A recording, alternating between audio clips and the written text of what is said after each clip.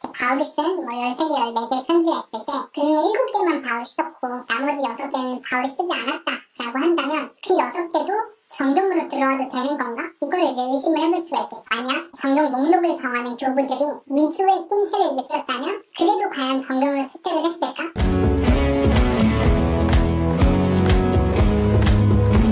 네, 안녕하세요. 오늘의 신학 공부의 장미혁입니다.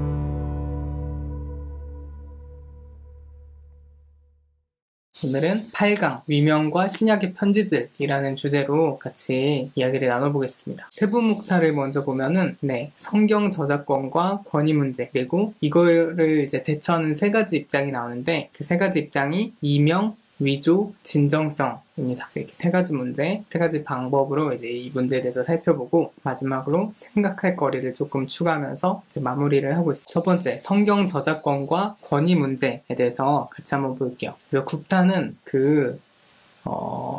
프란체스코의 말을 유명한 명언을 이제 예화로 들면서 시작을 했는데 저희한테 친숙한 예화로 해보는 게 좋을 것 같아요. 그래서 한동안 페이스북에서 논란이 있었던 것 중에 하나가 여러분 그 말 아세요?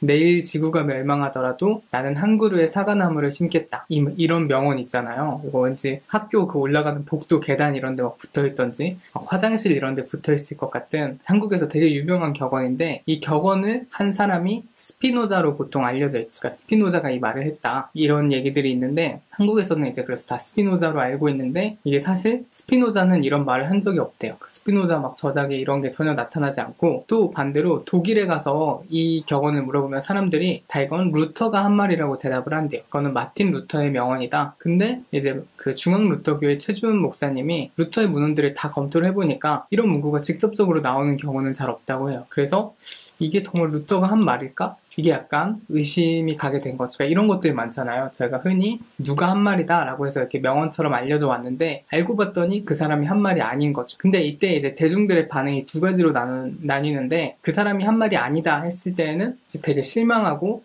그럼 이 말은 가짜였네 이렇게 하는 그룹이 있는가 하면 이쪽에서는 누가 했던지 뭐가 중요해. 그 말만 좀 의미가 있고 멋있으면 됐지. 이렇게 하는 그룹도 있겠죠. 이런 식으로 어떤 그 말에 대해서 누구의 저작인가 이게 누구의 권위로 한 말인가 라는 게 굉장히 중요한 문제가 될 수 있겠죠. 근데 그냥 이렇게 격언 하나도 이런데 만약에 성경의 저작들도 그런 문제가 있다면 저희가 굉장히 탐구해야 될 논의해야 될 얘기가 많아지겠죠. 그러니까 성경의 서신들이 있는데 우리가 흔히 바울이 썼다고 생각하는 편지들 야고보가 썼다고 생각하는 편지, 베드로가 썼다고 생각하는 편지 이런 편지들이 주어져 있잖아요. 근데 이 편지의 진짜 저자가 바울이 아니라면 베드로가 아니라면 우리는 어떻게 할 것인가 이런 문제가 있겠죠. 그런 문제를 다루는 게 이번 파트고 이걸 위명과 관련된 문제 혹은 저작권, 권위와 관련된 문제라고 볼 수 있을 것 같아요. 그래서 이 문제를 이제 다루는 방식들이 있는데 그래서 먼저 이 위명, 위서라는 개념이 있어요. 위서가 이제 거짓 위자겠죠. 그러니까 우리가 허위 이런 말 쓰듯이 그 위자인데 문서 내에서 저자로 지명된 사람이 아닌 다른 사람에 의해 기록된 문서를 위서라고 부른다고 합니다. 그러니까 처음부터 누가 썼는지 모르는 글 말고 히브리서 안에는 저자가 안 나오거든요. 그러니까 히브리서를 위서라고 부를 수는 없겠죠. 그렇지만 어쨌든 나 바울이 문안하노니 이런 식으로 바울이 썼다라고 분명히 써있는데 아무리 살펴봐도 이게 이건 바울이 쓴 게 아닌데 라고 판명나는 글들은 뭔가 좀 논쟁의 여지가 있겠죠. 그러니까 이런 게 이제 위서가 되는 거죠. 그래서 이 위서라는 말은 헬라어 푸슈도, 거짓된이란 뜻, 그리고 에피그라폰, 기록이라는 그 두 단어가 합쳐지면서 거짓으로 기록된 것의 의미를 갖는 게 위서입니다. 그래서 이 위서 문제를 대하는 세 가지 대표적인 입장이 있다고 해요. 근데 이제 세 가지 대표적인 입장을 다루기 전에 그럼 실제 신약의 편지들 가운데 이 위서로 판명난 것과 논쟁적인 것들이 있거든요. 그걸 한번 볼게요. 이게 진짜 그 저자가 쓴 게 맞는가 아니면 이거는 좀 논란의 여지가 있는가 이렇게 해서 총 세 그룹으로 나눌 수 있다고 해요. 그래서 보시면은 논쟁적인 그룹이 있고 논쟁의 여지가 있는 그룹이 있고 논쟁의 여지가 없는 그룹이 있거든요. 그래서 논쟁적인 그룹을 보시면은 여기는 대다수의 학자들이 확실한 증거를 가지고 이거는 위서다. 이거는 그 책에 써있는 사람이 쓴 글이 아니다. 누군가 후대에 위조한 글이다. 위조한 글이라고 하면 너무 뉘앙스가 그러니까 후대에 그 이름을 빌려서 쓴 글이다. 이렇게 볼 수 있는 거죠. 네, 그래서 논증적인 부분을 보시면은 디모데 전서, 디모데 후서, 디도서 이렇게 목회서신들이 다 여기에 들어가고 베드로 전서, 베드로 후서, 그리고 야고보서까지가 거의 대부분의 학자들이 이것은 아마 거기 이름을 올린 사람이 쓴 게 아니다라고 보는 거죠. 그래서 디모데 전후서, 디도서는 바울이 쓴 게 아니라고들 보고 있고 또 베드로 전후서, 야고보서도 베드로나 야고보가 쓴 게 아니다라고 보고 있다는 거죠. 네, 이게 좀 학계에서 통용되는 널리 인정되는 위서라고 거의 논쟁적인 문헌들이고 두 번째는 다소 논쟁의 여지가 있는 목록이 그러니까 여기는 비교적 적은 학자들이 비교적 덜 확실한 증거를 가지고 이거는 위서다라고 주장하는 문헌들이래요. 그러니까 A보다는 B가 조금 더 그 논쟁의 강도가 약한 글들이지만 그럼에도 이건 위서일 것이다 라는 주장이 제기되고 있는 글들이죠. 그래서 목록을 보면 데살로니가 후서, 골로새서, 에베소서 이렇게 세 권이 여기에 속한다고 합니다. 이 세 권이 바울이 쓴 게 아니라 후대에 누군가 바울의 이름을 빌려서 썼을 것이다. 이런 논쟁이 다소 있는 목록이라는 거죠. 세 번째, 논쟁의 여지가 없는 그러니까 이거는 진정성 있는 서신이라고 보는 거예요. 이것만큼은 확실히 저 사람이 썼다. 그래서 다 바울 서신인데 이건 다 바울이 썼다고 이제 학계에서 거의 인정받는 7개의 서신입니다. 그래서 이거를 바울의 진정성 있는 서신이라고도 부르고 제1 바울 서신 이런 식으로도 부르는 것 같아요. 목록을 보시면 로마서, 고린도 전후서, 갈라디아서, 그다음에 빌립보서, 데살로니가 전서, 빌레몬서 이렇게 7권 이게 논쟁의 여지 없이 확실히 바울의 서신이다 라고 보는 7권에 속하는 거죠. 네, 근데 이제 이렇게 지금은 저희가 신약 그 서신들 안에서 스펙트럼을 나눴잖아요. 그래서 이거는 확실히 바울이 썼을 것이다. 이건 좀 논란의 여지가 있다. 이건 확실히 안 썼을 것이다. 이렇게 나눴는데 그 신학교마다 이걸 대하는 입장이 좀 달라요. 그래서 좀 보수적인 쪽에서는 이런 분류를 다 인정하지 않고 그냥 무조건 성경에 나타난 저자가 이 성경의 저자다. 그러니까 위서 이런 건 전혀 없다라고 보는 입장이 있고 또 좀 비평적인 걸 수용하는 그런 스펙트럼의 학교들에서는 이런 식으로 위서들에 대해서 공부를 하게 되죠.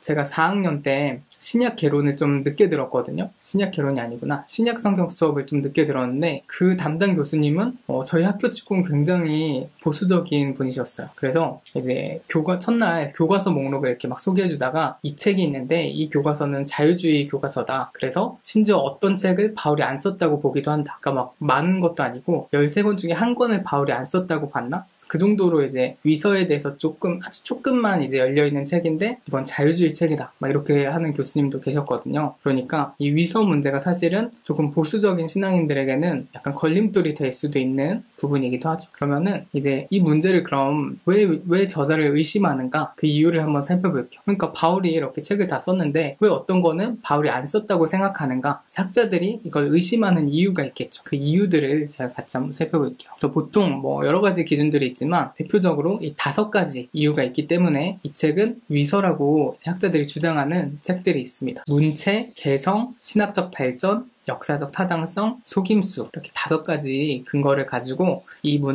편지는 이 문헌은 위서일 것이다. 후대의 창작일 것이다. 이렇게 판단을 한다는 거죠. 하나씩 봐볼게요. 그러니까 문체와 개성은 뭐냐면 그러니까 바울이 늘 쓰는 표현이 있고 바울의 말투가 있는데 어느 편지에서는 갑자기 말투가 확 달라지는 거죠. 아까 저희가 7개는 바울이 확실히 쓴 편지다라고 이제 인정을 받는다고 했잖아요. 근데 얘네들끼리는 공통된 무언가 그 바울의 어체나 주요 단어나 말투, 문체, 개성이 딱 나타나는데 다른 글로 갔더니 갑자기 왜 이렇게 말투가 달라지지? 진짜 바울이 쓴 거 맞나? 이런 생각이 들 수 있잖아요. 그러니까 저희도 가끔 그럴 때 있죠. 친구가 폰을 뺏어서 카톡으로 장난을 할 때가 있어요. 그러니까 제가 A라는 친구랑 카톡을 하고 있었는데 A를 아무리 봐도 A 친구 말투가 아닌 거예요. 카톡이. 그래서 너 A 아니지? 이러면 이제 B가 장난치고 있었던 그런 경우나 아니면은 보이스피싱 문자 같은 게 그런 게 많이 오죠. 그러니까 막 보이스피싱 문자가 오는데 나 엄마인데 빨리 돈 좀 붙여줘 막 이런 식으로 이렇게 문자가 온다든지 해서 봤는데 도저히 우리 어머니가 쓸 말투가 아닌데 이런 식으로 저희가 어떤 문체나 개성이라는 게 있잖아요. 작가의 말투 그런 게 있는데 바울의 진정성 있는 작품이랑 비교했을 때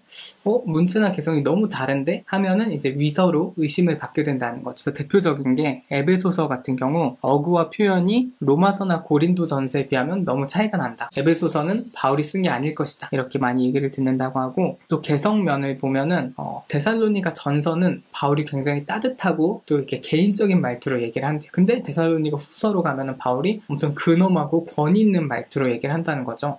그래서 어떻게 데살로니가 전후서 같은 데살로니가인한테 편지를 쓰고 있는데 바울이 이렇게 말투가 급격히 바뀌었지?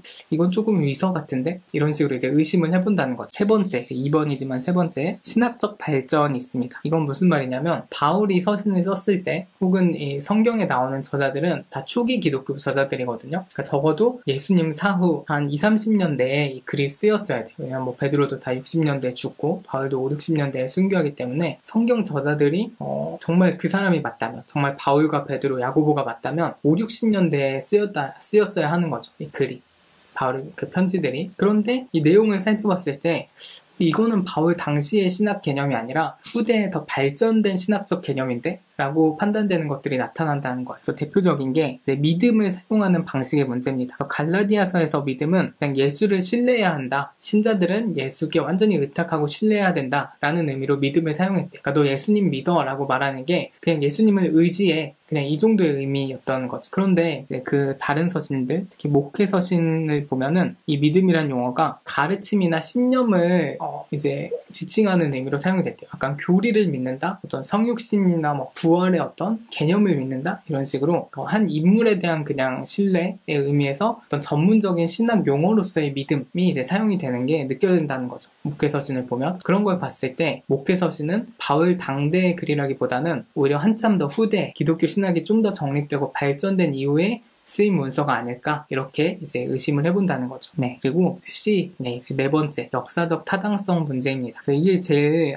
주요한 이제 의심점인데 역사적 정황으로 봤을 때 도저히 이건 그 시기의 글이 아니다라고 느껴지는 그런 거예요. 그 사람들이 당면한 문제라든지 나타나는 뭔가 사회 관습이나 어떤 문제의식 같은 게 초기 기독교의 것이 아니라 좀 더 후대 기독교에 고민할 만한 것들을 다루고 있다 하는 거죠. 그래서 이게 어떻게 1세기 초반에 쓰였을 수가 있지? 이건 아무리 봐도 2세기에 나와야 될 글인데 이런 느낌을 주는 경우에 이런 역사적 타당성 그리고 어떤 저자들의 환경을 봤을 때 이 저자가 이런 글을 썼다고? 이건 좀 아닌 것 같은데? 라는 것들이 이제 제기가 되는데 대표적인 게 베드로전서 1장을 보면은 거기에 나타난 그리스어 문체가 아주 고급지다고 합니다. 그래서 전문적인 학자에게 잘 교육받은 헬라어가 느껴지는데요. 그러니까 베드로나 예수님 제자들은 사실 어부고 아마 거의 문맹이었을 가능성이 높죠. 글을 몰랐을 가능성이 높고 뭐 유대인 중에 이렇게 공부를 많이 한 사람이 별로 없었을 텐데 헬라 그런 공부를 갈릴리 지역 사람 중에 그런데 베드로의 이 헬라어가 너무 유창한 거예요. 그러니까 저희로 치면 이런 거죠. 딱 뭐 딱 이제 한국에서만 살았고 갑자기 영어를 하는데 영어를 너무 유창하게 잘하는 거예요. 근데 이분은 영어를 배워본 적도 없어. 영어를 막 접해본 적도 없는 사람이 영어를 너무 잘하는데 영어를 막 슬슬 글도 쓴다.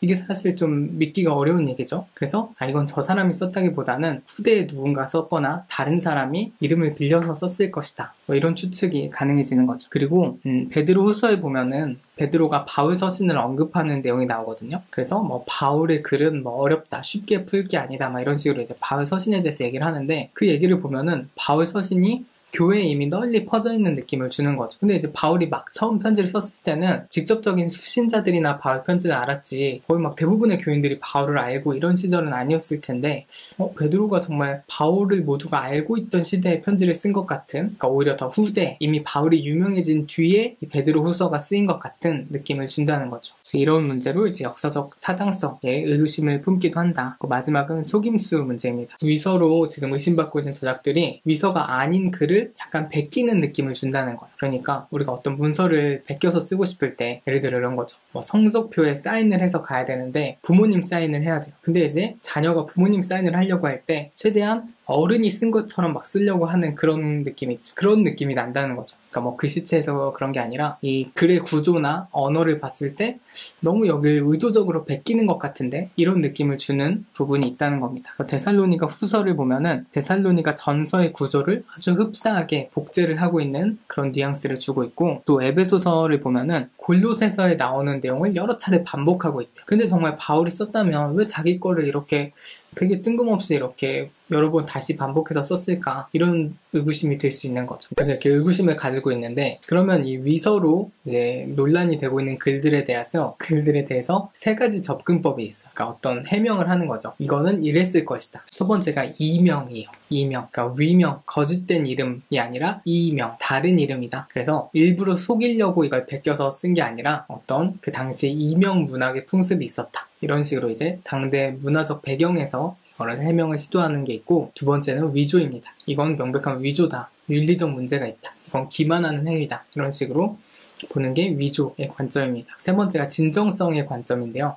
이런 아까 말했던 보수적인 입장에서는 전혀 이렇게 뭐 이명, 위명 둘 다 아니고, 이명도 아니고 위조도 아니고 성경에 나타난 저자들이 쓴 게 맞다라고 보는 입장인 거죠. 그럼 저희가 이명부터 한번 살펴볼게요. 네. 그래서 먼저 개요를 보면은, 위명은 악의적인 뉘앙스가 굉장히 강하죠. 위가 거짓 위자의 이제 이름명이니까, 이거는 가짜다, 속임수다, 라는 느낌을 굉장히 많이 풍기는데, 위명은, 이명이라고 이제 붙이면은 그런 느낌을 이제 지우는 거죠. 그래서 왜 이렇게 하냐면은, 제2성전기 유대교 문헌을 보면, 핵심적 과거 인물의 이름이나 정체성을 빌려오는 경우가 굉장히 흔했대요. 뭐, 아브라함이나 모세나 뭐, 다니엘이나, 유명한 사람들을 이렇게 빌려와가지고, 그런 사람들 얘기를 빌려와가지고 이제 다시 그 사람 목소리인 것처럼 얘기를 하는 거죠. 예를 들어서 에녹서 같은 거, 에녹 1서 뭐 이런 외경 문헌들을 보면은 성경에 나오는 에녹을 데려와서 저는 자신이 절대 에녹이 아닌데 에녹이 말하는 것처럼 이제 막 글을 쓰는 그런 작품이 유대교 문헌에 흔하게 나타난다는 겁니다. 학자들이 이걸 뭐라고 불렀냐면 페어게겐 베어티궁 이렇게 불렀대요. 페어게겐 베어티궁, 이게 독일어인 것 같은데 생생한 묘사라는 뜻이래요. 그래서 제임스 던은 이거에 대해서 재이미지화다, 특정 전통의 흐름을 현실화 내지 동시대화하는 것이다, 이렇게 얘기를 했대요. 그러니까 그냥 제가 지금 얘기를 하고 있는데 마치 모세가 막 말하는 것처럼 글을 쓰는 거예요. 나 모세가 막 여러분에게 말한다, 이런 식으로 이제 글을 써서 이제 이걸 모세를 속이려거나 사람들을 막 속이려고 하는 게 아니라, 사람들도 제가 모세가 아닌 건 다 알고 있고, 하지만 만약 지금 모세가 말한다면 뭐 이런 느낌으로 쓰는 거죠. 그러니까 예를 들면 보네퍼가 한국교회에게 막 이런 글을 제가 막 소설을 썼어요. 그래서 보네퍼의 1인칭 시점으로 막 글을 쓰는 거죠. 그래서 저 보네퍼가 한국교회 성도분들께 문안합니다 막 하면서 뭐 제자도를 따르십시오, 제가 이렇게 만약에 이런 소설을 쓴다면 누가 봐도 이거는 보네퍼가 쓴 건 아닌 건 아는 거죠. 하지만 정말 보네퍼가 생각했던 것들이 오늘 우리 시대의 말로 다시 전해지고 있구나. 보네퍼의 생각을 이 작가가 존중하고 있었고, 보네퍼의 그 어떤 가치들을 이 시대 가운데 우리 시대의 말로 풀어내고 있구나, 이런 식으로 이제 생각하는 작품이라는 거죠. 그래서 작가는 존중받는 지도자의 사상을 후대 배경과 도전에 비춰 다시 생각하려는 시도를 하는 거예요. 그래서 막 모세, 아브라함, 다니엘 이런 사람들을 데리고 와서 직접 말하듯이 쓰는 그런 문학 장르가 있었다는 거죠. 그래서 어떤 개인적인 권위를 끌어오는 게 목적이 아니라 그 사람의 생각, 전통을 이어받아서 이 시대에 맞게 다시금 그걸 선포하려는 시도다라고 볼 수 있다는 거죠. 그래서 이명은 허위 작가가 아닌 다른 작가를 지칭하는 거예요. 그래서 누가 이제 거짓으로 이걸 하려고 그런 게 아니라 이제 일부러 이 사람을 이름을 빌려오는 거죠. 그리고 중요한 포인트는 이 이명 서신의 수신자들이 이게 이명이라는 걸 알았다는 거예요. 그러니까 이 이명을 주장하는 학자들의 말에 따르면 이 수신자들은 이미 이게 바울이 쓴 게 아니라는 걸 알았을 것이다, 베드로가 쓴 게 아니라는 걸 알았을 것이다 라고 보는 거죠. 그렇지만 이거는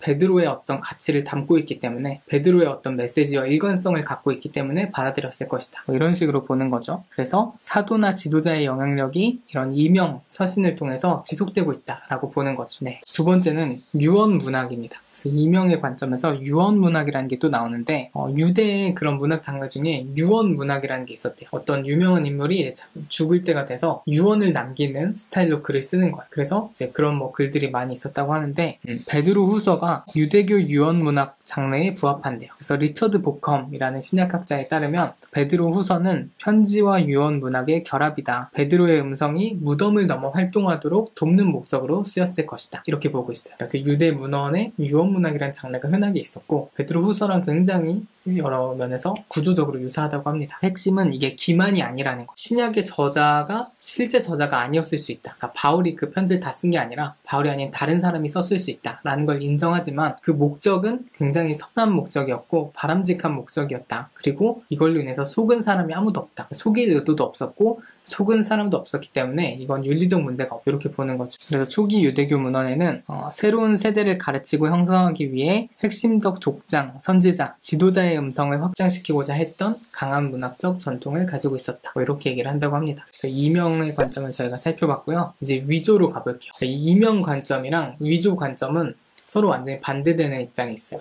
그래서 이명은 바울이 쓰지 않았더라도 이 작품은 굉장히 좋은 의도로 쓰였고 아무도 속이지 않았다라고 보는 입장이라면 위조의 입장은 바울이 쓰지 않았고 이거는 윤리적인 문제가 있다. 이건 속임수다. 거의 약간 사기극이다. 뭐 굉장히 나쁘게 심각하게 말하면 좀 더 이렇게 좀 위조에 무게를 두고 있는 관점에서 이 위조의 관점을 주장한 학자들은 이명 활동의 투명성의 문제를 제기해요. 그러니까 이명을 주장하는 사람들 말처럼 정말 그렇게 이게 투명하게 진행이 됐을까? 정말 속은 사람이 아무도 없었을까? 속일 의도가 없었을까? 이런 걸 이제 보자는 거죠. 그래서 두 가지 문제와 관련해서 주요한 비판이 있는데 첫 번째는 정경화 작업과 관련된 문제고 두 번째는 개인적 세부사항 문제. 정경화부터 보면 초기 기독교 지도자들은 위명, 위조에 대해서 굉장히 민감하게 반응했어요. 그러니까 교부들의 문헌을 보면 어떤 위조를 비판하는 글이 되게 많다는 거죠. 보면 무라토리 정경에 보면 라우디아 사람들에게 보내는 편지는 바울의 글이 아니다 라는 비판이 나온대요. 그러니까 뭐 라우디아 사람들에게 보내는 편지라는 글이 있었나 봐. 근데 이게 막 떠돌고 있었는데 이거는 바울이 쓴 게 아니다 이렇게 교부들이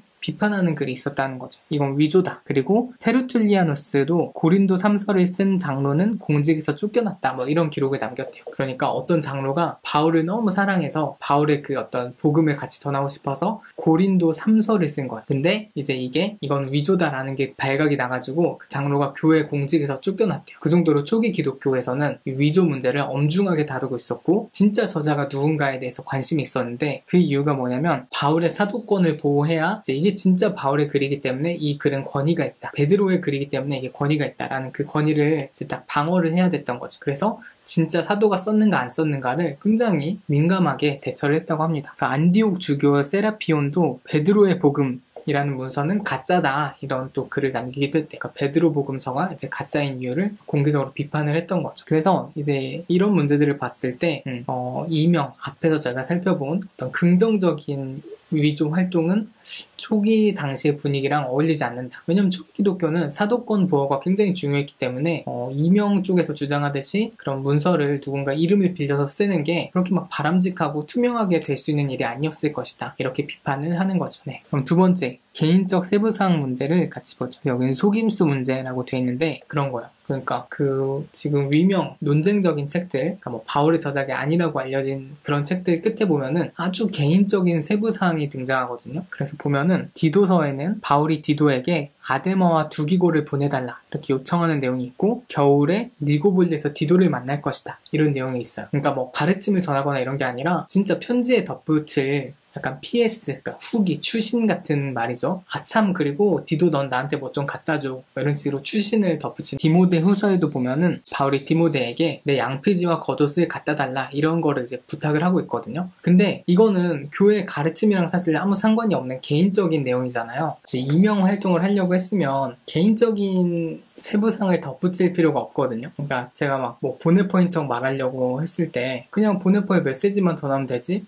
갑자기 내 겉옷을 가져다 달라 이런 말을 덧붙일 이유가 없잖아요. 그런데 그런 말을 도대체 왜 덧붙였는가? 그런 말이 막 많이 나오니까 목회서신에 그런 말이 나오니까 그런 걸 왜 덧붙였을까? 혹시 정말 속이려는 의도가 있었던 게 아닐까? 라고 학자들이 의심을 하는 거죠. 후대 작가가 바울이 쓴 것처럼 보이게 하려는 속임수다 이거는. 그래서 이런 식으로 나오면 이제 그 글을 본 사람들이 진짜 바울이 쓴 거 맞네? 바울이 썼으니까 디모데한테 뭘 가져오라고 하겠지? 이런 식으로 이제 더 진짜인 것처럼 꾸미려고 넣은 속임수다라고 보는 거죠. 근데 이걸 이렇게 속임수라고 해버리면 윤리적인 문제가 발생하겠죠. 그러니까 아까 이명에서는 속은 사람도 없고 속이려는 사람도 없었다. 이건 아주 투명하게 그냥 그 죽은 사람들의 메시지를 다시 전하기 위한 하나의 방법이었다. 이렇게 얘기를 했는데 그게 아니라 진짜 속일 의도를 가지고 있었다면 이거는 약간 성경이라고 보기에는 윤리적인 문제가 일단 있는 거죠. 그리고 더 중요한 문제는 정경과의 관련된 문제입니다. 네, 왜냐하면 정경에 저희가 포함하는 정경을 이제 만드는 몇 가지 원리들이 있는데 뭐 사도성 그게 제일 중요하거든요. 이거는 사도가 썼기 때문에 정경에 포함된다. 그러니까 사도적 계승이 있다는 거죠. 그래서 예수님의 말씀을 예수님의 12제자 그리고 바울까지 해서 사도들이 예수님의 말씀을 그대로 이어받았고 예수님의 직접적인 가르침을 받았던 그들이 초기 기독교의 지도자로서의 권위를 가지고 성경을 썼다. 이게 이제 정경을 채택하는 사도성의 원리인데 이 글이 전혀 바울이 쓴 게 아닌 게 돼버리면 심지어 바울인 척 누굴 속이려고 했던 사람이 쓴 글이라면 이게 정경에 들어갈 수 있는가? 이게 문제가 되겠죠. 네, 그래서 이 위조에서 이 두 가지 정경화 작업과 관련된 문제 그리고 개인적인 세부상 문제는 중요한 위조와 관련된 문제라고 합니다. 그래서 이 위조의 입장은 좀 부정적으로 보고 있는 거예요. 네, 마지막 입장은 진정성 입장입니다. 그래서 이 진정성 입장은 뭐냐면 모든 편지는 다 진정성 있는 편지다. 위명, 이명, 위작 이런 거 전혀 아니다 라고 보는 입장이에요. 아까 저희가 목회서신 같은 거는 이제 바울의 편지가 아니라 후대에 쓰였을 것이다. 후대 다른 사람이 바울의 이름을 빌렸을 것이다. 이렇게 얘기를 했는데 이 진정성 입장에서는 그렇지 않다는 거죠. 다 바울이 썼고 다 베드로가 쓴 게 맞고 야고보가 쓴 게 맞다. 이런 식으로 모든 문헌이 다 성경에 나타난 저자의 이름으로 쓰였다라고 보는 입장입니다. 이 입장은 굉장히 변론적이고 어떤 방어적인 뉘앙스가 크죠. 17, 18세기까지는 정경 목록이 의심받지 않았어요. 종교개혁자 중에 일부는 의심하기도 했지만 어쨌든 저자를 의심하진 않았거든요. 이게 정말 바울이 쓴 게 맞아? 이런 의심은 없었는데 성서 비평이 발달하면서 18, 19세기 이후에 이제 저자를 의심하는 그런 어떤 학풍들이 나타나기 시작한 거죠. 근데 이런 문제들에 대해서 이 진정성 입장은 굉장히 방어적으로 대합니다. 누군가 이제 의심을 하면은 아니 그렇지 않아 이렇게 딱 반론을 제기하는 식으로 변론을 하는 거죠. 진정성 입장의 어떤 핵심 기조 가장 포인트는 무죄 추정의 원칙이에요. 그러니까 저희가 그런 거 있잖아요. 법에서 무죄 추정의 원칙. 이 사람이 범죄자로 확실히 재판을 받아서 결과가 나오기 전까지는 이제 범죄자로 취급하면 안 된다. 일단은 무죄다. 확실히 범죄로 판단이 되기 전까지는 무죄다. 이렇게 보는 원칙이 있잖아요. 그거를 서신서들에 똑같이 적용해야 된다는 거죠. 그래서 학자들이 이런 이유 저런 이유를 가지고 이거 지금 유죄 아니야? 이런 식으로 그러니까 위작 아니야? 이렇게 혐의를 묻고 있어요. 하지만 그 근거가 확실하게 참이라고 판단이 되기 전까지는 모든 서신은 다 진정성 있는 서신으로 봐야 된다는 입장인 거죠. 그래서 주요한 그런 제기되는 의심들에 대해서 반박을 합니다. 그래서 보면은 첫 번째 문체와 개성 문제예요. 그래서 진정성 입장에서는 개성과 문체는 아주 복잡한 문제다 이렇게 반박을 해요. 왜냐하면 문체의 변화는 자연스러운 것이기 때문이래요. 그러니까 저희가 어떤 글을 쓰거나 말투를 쓸 때 말투나 글의 문체가 달라질 수도 있잖아요. 그렇죠? 그러니까 저도 좀 약간 말투 변화가 되게 큰 편인데 제가 반말할 때 말투랑 존댓말할 때 말투가 아예 달라요. 존댓말할 때 말투는 지금 말투고 반말할 때 말투는 훨씬 다릅니다. 네, 아무튼 다른데 그래서 저는 이게 어렸을 때 되게 고민이었어요. 내가 너무 이중인격 같다. 그래서 이 반말과 존댓말 말투를 통합할 수 없을까? 이런 고민 제가 많이 했었는데 그러니까 누구한테 말하느냐에 따라서 말투가 달라질 수도 있고 또 어느 상황에 글을 쓰느냐에 따라서 문체가 달라질 수도 있겠죠. 그러니까 그런 면에서 봤을 때 이제 진정성을 의심하는 사람들이 제기하는 문체와 개성이라는 건 너무 주관적이고 다양하게 바뀔 수 있다. 이런 걸 이제 제기를 하는 거예요. 그리고 또 어구 변화의 문제도 역시 대필자의 기여로 볼 수도 있다. 이렇게 주장을 합니다. 그러니까 바울이 이렇게 썼다가 어구나 말투가 확 바뀌었다면 대필자가 쓰면 그렇게 될 수 있지 않겠느냐 이렇게 변론을 하는 거죠. 그래서 바울이 핵심 내용을 알려주고 자 이렇게 적어 하면은 대필하는 사람이 이렇게 쓰다 보면은 바울이랑 말투가 달라질 수 있게 그렇지만 원 저자에게 최종 검증을 받기 때문에 대필이라 할지라도 이것은 성경의 그런 진정성에는 아무 의심이 없다는 거예요. 그래서 여러분이 아마 그런 걸 생각해 볼 수 있어요. 오늘의 신학 공부 영상들의 특징적인 어떤 편집 포인트나 뭔가 자막 그런 폰트나 뭔가 그런 것들이 있잖아요. 근데 이제 여러분들이 아실 수도 있고 모르실 수도 있지만 이 영상 중에 제가 편집하지 않은 영상들도 있거든요. 그럼 이 영상들을 봤을 때도 제가 아닌 다른 사람이 편집했지만 여전히 오늘의 신학 공부 영상이다 라고 볼 수 있는 거는 제가 이제 편집본을 보고 이거는 우리 채널에 맞다 해서 제가 이제 허가를 해준 거죠. 그렇기 때문에 이런 관점에서 바울이 쓰지 않았더라도 대필자가 썼더라도 이거는 여전히 바울 서신으로 볼 수 있다. 이렇게 보는 입장인 거죠. 네. 그런 식으로 이제 문체와 개성 문제에 대해서 반론을 제기하고 있습니다. 그리고 또 하나는 이런 문체 문제에 있어서 동료들을 발신자에 포함시키는 문제가 또 있어요. 그러니까 바울은 항상 편지를 쓸 때 나와 누가 함께 문안하노라. 내가 누구랑 같이 이 편지를 썼다. 이런 말들을 포함을 한대요. 그러면 이렇게 봤을 때 꼭 바울 혼자 쓴 게 아니라면 바울이 디모데한테 알려줘서 디모데가 썼다면 이거는 뭐 바울 서신으로 보면서도 문체의 변화가 있다는 걸 충분히 받아들일 수 있지 않냐, 이렇게 볼 수 있다는 거죠. 네. 그리고 두 번째, 신학적 발전 문제입니다. 그러니까 초기 기독교의 것이라고 볼 수 없는 후대에 뭔가 발전된 신학이 나타난다, 이런 비판이 있었는데 그거에 대해서 변론을 하는 거예요. 그래서 일단은 기본적으로 이런 신학적인 불일치 문제는 바울과 수신자의 다양한 상황 때문에 발생할 수 있다라고 보는 거죠. 그러니까 바울의 신학이 뭐 로마서에선 이랬는데 왜 막 에베소서에선 이러지? 막 이런 식으로 이렇게 달라진 이유는 로마서의 수신 대상인 로마 교회와 이제 에베소에서 쓴 그런 에베소와 관련된 교회들의 문제하고는 문제가 달랐기 때문에일 수도 있고, 바울의 시점이 달랐기 때문일 수도 있겠죠. 그러니까 막 사람이 뭐 1, 2년만 지나도 이렇게 뭐 생각이 조금씩 달라질 수 있잖아요. 그러니까 초기 바울의 신학이 있고 후기 바울의 신학이 있을 수 있기 때문에 충분히 바울이 썼다고 해도 신학적인 발전은 있을 수 있는 게 아니냐. 그러니까 상황 때문에 다를 수도 있고 바울이나 뭐 베드로의 신학이 그냥 스스로 발전해서 이렇게 달라졌을 수도 있다. 뭐 이런 식으로 볼 수도 있다는 거죠. 근데 여기에 또 재비판을 하는 입장에서는 개인의 신학이 발전했다고 보기엔 너무 빠른 발전이다. 갑자기 왜 100년을 발전하냐? 뭐 이런 식으로 또 비판을 하기도 한다고 합니다. 그럼 세 번째, 속임수 문제를 볼게요. 아까 저희가 개인적인 세부사항을 써서 속임수를 쓰고 있다, 이런 얘기를 했죠. 그러니까 바울이 뭐 디모데야 뭐 내 겉옷을 가져와 주렴 뭐 이런 말을 써서 바울이 아닌데 바울인 척하고 있는 그런 문제가 있다, 이걸 지적을 했었잖아요. 근데 이 진정성 있는 입장에서는 속임수 문제에 대해서 그거 너무 주관적이지 않냐? 아무 증거가 없다. 증거를 대봐라. 바울이 썼을 수도 있는데 왜 그거를 누군가 속임수라고 판단할 근거가 도대체 뭐냐? 그냥 그건 너무 뭐라고 하지? 너무 그냥 의심 그런 거 아니냐, 이렇게 보는 거죠. 그러니까 억측가 아니냐, 이렇게 보는 거죠. 근거가 없다. 그리고 네 번째, 이게 가장 중요한 문제인데요. 역사적 개연성. 에베소서나 목회 서신을 보면은 초기 기독교인의 세대를 한참 넘어서 보이는 대목들이 많이 등장해요. 뭐 대표적으로 제도화된 기독교, 교리의 구체화, 계층적인 교회 질서, 뭐 이런 것들이 나타나는 거죠. 그러니까 초기 기독교 공동체는 뭐 계층도 없었고 막 남녀 종이 막 같이 원래 있었고 제도 이런 것도 전혀 없었는데 목회 서신에 보면은 이미 직제가 막 있는 것처럼 감독이나 뭔가 이렇게 딱 직급 계층이 있는 것처럼도 보이고 교회에 어떤 제도가 있는 것 같고 또 거기 안에서의 문화가 교리가 굉장히 구체화된 어떤 표준적인 교리가 있는 것처럼 보이는 느낌이 많이 나는 거죠. 그러면 이게 과연 초기 기독교 1세기 막 뭐 AD 5, 60년 경의 상황으로 볼 수 있는 거냐, 오히려 2세기 중반까지 볼 수 있지 않느냐, 이런 식으로 이제 시대가 너무 많이 차이 난다는 거죠. 네, 이런 이제 비판이 있는데 여기에 대해서는 이제 진정성 있는 그룹에서 반박하기를 빌립보서 1장 같은 데를 보면은 이미 초기 기독교 공동체에서도 지도자의 권위는 인정을 하고 있었다. 그래서 뭐 꼭 그렇게 직급 계층이 있다든지 이런 거를 위작이라고 봐야 될 이유는 없다, 뭐 이런 식으로 변론을 한다고 해요. 두 번째, 진정성 있는 입장에서 주로 아까 말한 이명 활동을 비판하는 또 세 가지 논리가 있습니다. 이제 진정성 그룹에서는 정말 투명한가? 투명성 문제를 비판하는 거죠. 왜냐하면 유언 문학은 이제 누군가 죽은 뒤에 한참 뒤에 쓰였대요. 수백 년이 지나서 쓰이기도 하고, 예를 들어서 제가 지금 아브라함인 척해서 글을 쓴다고 해서 제 글을 보고 누가 진짜 아브라함이 썼나? 막 이렇게 속을 사람은 없겠죠. 시대가 워낙 많이 차이가 나니까. 그런데 이제 신약의 서신들은 충분히 속을 수 있는 상황이라는 거예요. 왜냐하면 베드로가 죽은 지 10년, 20년 만에 이 글이 쓰였기 때문에 진짜 베드로가 썼다고 믿을 수도 있는 거죠. 베드로가 죽은지 모르는 사람들은. 그래서 이제 그 시간 차이가 너무 적기 때문에 정말 이명 활동이 이렇게 투명성 있게 수신자가 속지 않고 속일 의도도 없는 이런 투명한 활동이 될 수 있었는가에 대해서 문제가 제기가 된다고 해요. 그래서 똑같이 여기서 속임수 문제를 제기를 하네요.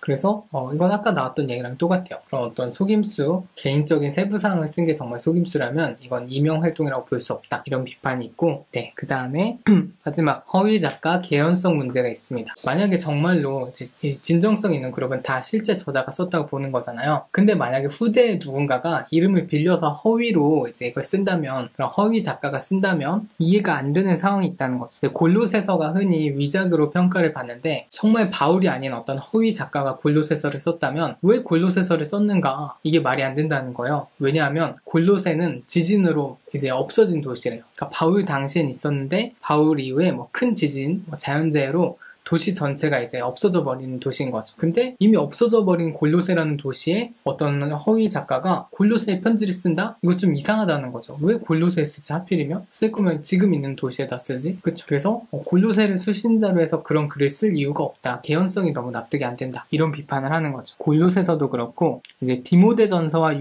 유사한 디도서를 왜 또 썼는가? 그러니까 목회서신이 3개가 있는데 디모데 전서랑 디도서가 굉장히 유사한 면이 많대요. 진짜 바울이 썼다면 디모데한테도 말해주고 디도한테도 말해줘야지 해서 이렇게 똑같은 글 2번 썼을 수도 있는데 바울이 쓴 게 아닌 위작이라면 왜 이미 디모데 전서가 있는데 또 바울을 베껴서 디도서를 왜 또 썼는가? 왜 디도한테 쓰는 척 이 글을 썼는가? 이런 게 이제 문제가 된다는 거죠. 그 다음 이제 생각할 거리를 살펴볼게요. 이제 이 위명 문제를 생각할 때 고려해야 될 것들이 5가지가 있는데 먼저 배경이 굉장히 중요하겠죠. 그래서 그리스 로마 맥락에서 연구를 하는 게 굉장히 중요하고 그리스 로마 당시에 그 당시에 어떤 유행하던 문학 양식이 어땠는가를 살펴보는 게 되게 중요하겠죠. 그 당시에는 이렇게 어떤 위작이라는 게 일반적인 문학 관습이었대요. 그 인물에게 어떤 유산의 중요성과 존속력을 돌리는 굉장히 흔한 그리고 영예로운 활동이었다 이렇게 보는 거죠.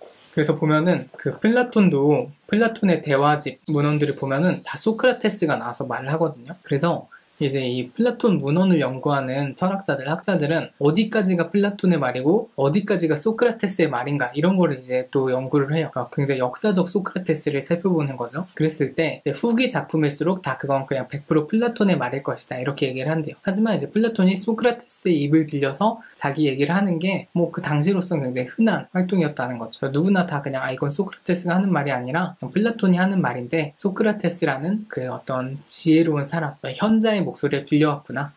뭐 이런 식으로 이제 생각을 했다는 거죠. 이런 어떤 그리스 로마적인 배경에서 연구를 하는 게 중요하다라는 게 하나의 포인트. 생각할 거리였고요. 2번째로는 정경과의 관련성이에요. 저자가 불확실해도 정통성을 가질 수 있을까? 굉장히 중요한 문제죠. 바울이 쓴 13개, 14개의 편지가 있을 때 그 중에 7개만 바울이 썼고 나머지 6개는 바울이 쓰지 않았다라고 한다면 그 6개도 정경으로 들어와도 되는 건가? 이걸 이제 의심을 해볼 수가 있겠죠. 왜냐하면 정경을 형성하는 과정에서 사도성이 없다라는 근거로 많은 문헌들이 탈락하거나 외경이 됐거든요. 진짜 바울이 쓴 게 아닌 서신들도 사실은 정경에서 탈락했어야 맞는 게 아닌가 이런 고민을 해볼 수 있는 거죠. 그래서 더 구체적인 질문으로는 만약 정경 목록을 정하는 교부들이 위조의 낌새를 느꼈다면 그래도 과연 정경으로 채택을 했을까를 저희가 고민해볼 문제라는 거죠. 그 다음 3번째는 저작권의 문제입니다. 그래서 이 서신들을 누가 썼는지를 결정하는 문제는 굉장히 어려운 일이에요. 왜냐하면 당시 이제 집비라는 환경을 봤을 때 로마서를 쓴다 했을 때 바울이 골방에서 그냥 쭉 써서 자 로마의 편지 딱 보내고 이런 식으로 그냥 한 방에 쓰는 글이 아니었다는 거예요. 대부분 다 팀 단위로 굉장히 오랫동안 시간을 걸쳐서 이제 글이 쓰여졌기 때문에 이 글의 진짜 저자가 누구인가를 특정짓기가 쉬운 문제가 아니라는 거죠. 왜냐하면 대부분 팀으로 활동을 했고 뭐 이런 거요. 바울이 개요를 다 써서 디모데한테 이제 쓰라고 시켰을 수 있죠. 자 먼저 처음에 인사하고 그 다음에 뭐 고린도 교회 문제가 많다는 얘기를 좀 써줘. 그 다음에 이렇게 하면 이게 문제니까 저렇게 하라고 권면하는 말을 좀 써줘. 이렇게 내용은 바울이 다 불러줬는데 글은 디모데가 다 썼다면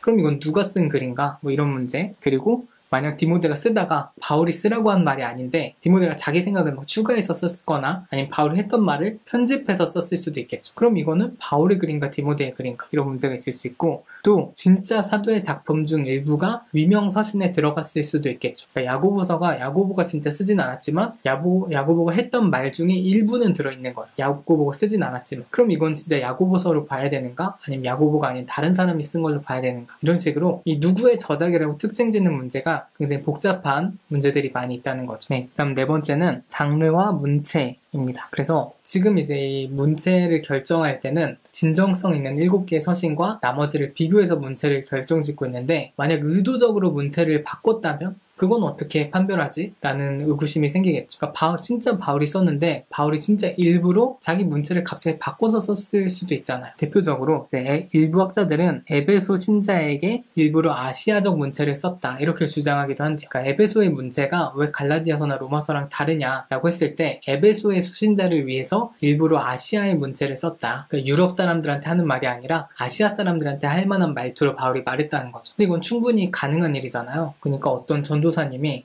권사님들한테 편지 쓸 때 말투랑 초등부 아이들한테 편지 쓸 때 말투는 당연히 다를 수가 있겠죠. 또 이제 한국인한테 편지 쓸 때의 말투랑 뭐 외국인한테 편지 쓸 때의 말투는 충분히 달라질 수 있겠죠. 이렇게 문체를 일부러 바꿀 수 있다면 정말 우리가 문체를 근거로 이건 바울이 쓴 게 아니다 라고 말할 수 있겠는가, 이런 문제가 제기가 되는 거죠. 마지막으로 신약 편지들의 초기 수용사 문제가 있습니다. 그 이제 신약 편지들이 이제 정경 안으로 들어오는 과정을 추적을 해보면은 바울의 서신은 대체로 초기부터 한 10편 정도가 이건 바울이 쓴 거다 이런 식으로 좀 의심 없이 받아들여졌대요. 근데 베드로후서나 야고보서 같은 경우는 거의 뭐 정경이 확립되는 뭐 4세기까지도 계속해서 논쟁이 있었다고 합니다. 어떤 교부들은 이건 베드로가 썼을 리가 없다 이런 식으로 이제 이걸 아예 쳐내기도 했고, 이건 야고보가 쓴 게 아니다 이런 식으로 막 쳐낸 거죠. 근데 또 일부에서는 이건 베드로가 쓴 게 맞다 이런 식으로 논쟁이 있었다는 거죠, 교부 때부터. 근데 교부들은 지금 저희보다 훨씬 더 어떤 정보력 면에서 더 우위에 있잖아요. 왜냐면 그 당시 사람들이고, 어떤 사람들은 막 바울을 살아서 본 사람도 있었을 거고,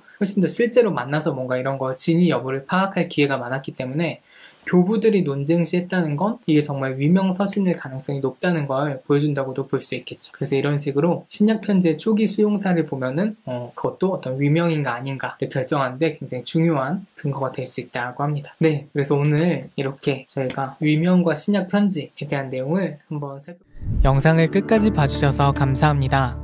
내용이 유익하셨다면 지속 가능한 공부와 컨텐츠 제작을 위해 오늘의 신학 공부를 응원해주세요. 최저시급만큼 후원해주시면 1시간 더 많이 공부할 수 있습니다. 성실하게 배우고 배운 만큼 나누겠습니다. 감사합니다. 모르는 만큼 배워볼게요. 오늘의 신학 공부